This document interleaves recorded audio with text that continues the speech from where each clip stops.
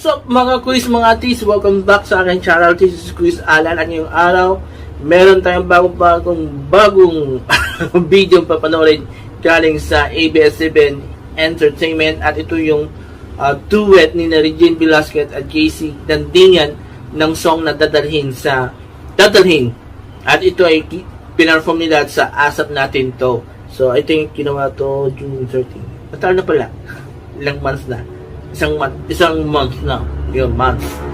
So, interesting kasi nagustuhan ko yung isang unang collaboration nila ni Regine sa Casey noon. So, and this time, I think yung Rolling in the Tip na nagawan ko na ng reaction video noon. So, this is the second time nagagawan ko ng reaction video yung collaboration naman nila Casey at Regine. So, this time sa ASAP Natin To na nagala. So, hindi ko na ito patatagalin, papanoorin natin yung video at later ibibigay ko yung opinion ko sa king collaboration ng dalawa. So, let's watch the video and later I'll be giving my opinion. So, let's go!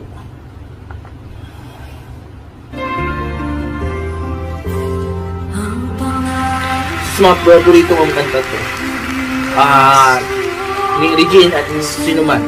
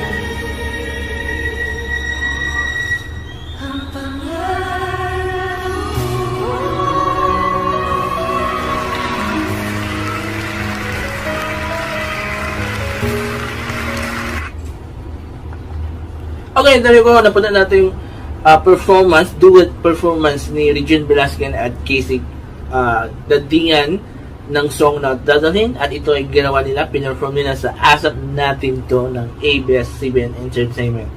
Wow! So, talagang walang makakatalo talaga kay Regine. Regine is Regine. So, she is one of the best singers we have. No, not one, she is the best. Okay, yan, i-clear natin. Baka mayroong mag-question. So, she is the best. Diba? She is the best. Yun na. Walang makakatalo. She is the best. Then, with Casey Dandingan, yun, one of the best. So, yun. The reason why gusto ko to si Regine sa Casey na nagtutuwi because hindi sila nagsasabawan.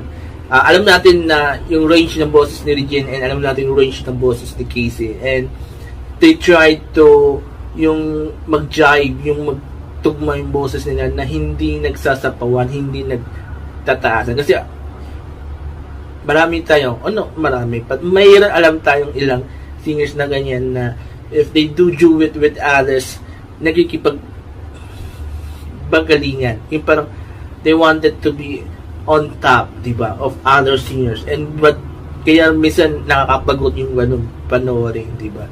Na yes, they are great, they are really good singers, but they don't know how to combine their voice with their with other singers, but with Regine and Casey is one of the definitely best singers na talagang kapag pinakinggan mo sila together, ang sarap pakinggan, diba? So this one, sabi ko nga kanina, Dadalhin is one of my favorite song.